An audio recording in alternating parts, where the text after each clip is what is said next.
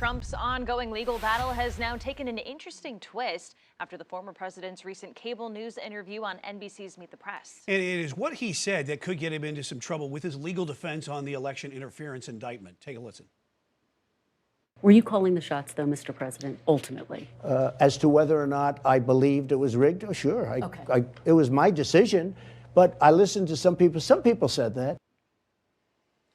Let's go ahead and bring in the Queen City News Chief Legal Analyst Khalif Rhodes. Khalif, what was your reaction to this comment? At first he paused, and so I was like, wow, is he about to say that he thought it was that he lost? Kind of realized it maybe? Yeah, then he was like, wait, nope, it was my decision. And so part of his statement I thought was a kind of a life raft for his friends, his allies, or his co-defendants, I should say, where he's taking accountability. So think about it. He has multiple folks that are charged with him in multiple states for co-conspiring in some fashion, at least in Georgia on the federal and in the state level. And so his goal right there is saying, hey, it was me. It was not everyone else. It was me. I think that was a little bit of a life raft. But he also is saying that you're addressing his mindset, his thought process. If you have to believe and prove that he thought he lost or knew he lost, he's like, no, I thought I won.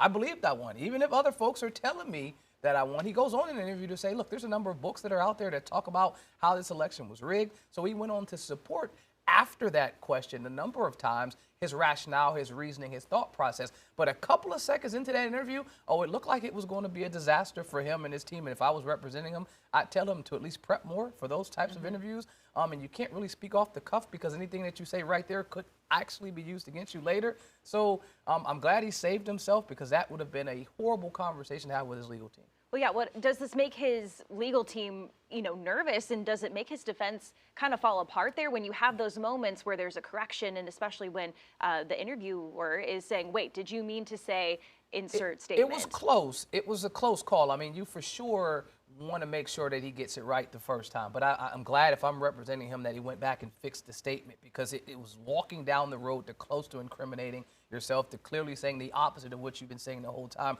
that no, I believe I won, I believe I won.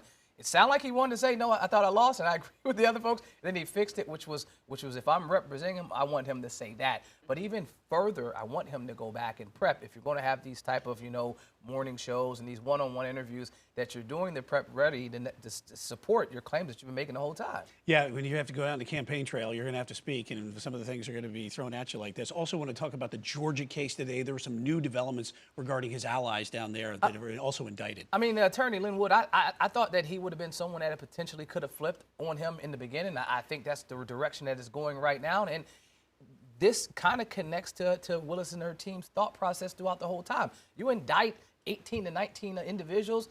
There's not 18 to 19 opportunities for someone to flip and speak against the president or anyone else up that hierarchy. And so I think this is exactly what they anticipated. We indict a whole bunch of folks, and anybody could jump ship. Going back to the life preserver, life raft analogy, if he's not throwing a life raft at those individuals, those are the people that are more likely to flip. And Wood, who is an attorney himself, for sure, I'm assuming, I know I didn't do anything. I'll tell you guys whatever you need. The DA announcing those that's happened, isn't that a little odd? It is. It is. Typically, what you receive is something called a notice that there is some cooperation that's occurring out there. But I think they're attempting to be as transparent as possible. A lot of push from the former president's team and his lawyers in the public has been that this process, this investigation, this whole indictment has not been transparent. They want to talk to the grand jury. They want to see the transcripts. They want to see the process. I think this is Willis and her team saying, okay, I'll show you the process. We got a witness right now that's already flipping on you. Okay, your play. I mean, that's something that is unfolding in real time, that typically it would have been a call, it would have been an email, or you just would have been blindsided, but there at least would have been notice that there is at least someone speaking.